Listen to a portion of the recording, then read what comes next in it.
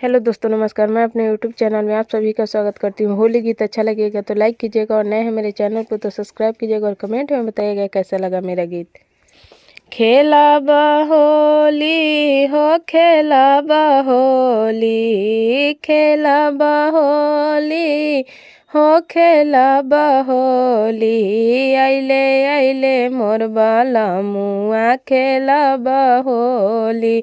आइले आइले मोर बाला मुआ, खेला होली। केकरा हाथे कना का पीछे कारी हो, केकरा हाथे कना का पीछे कारी हो।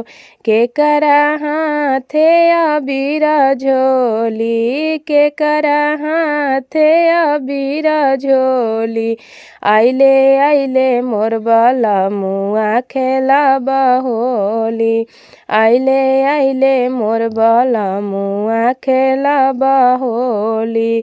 बलमा के हाथे कना का पीछे कारी हो, बलमा के हाथे कना का पीछे कारी हो।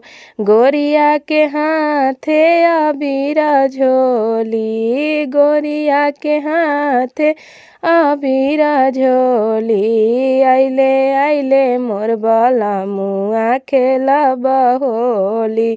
आइले आइले मोर बाला मुआ, खेला हो।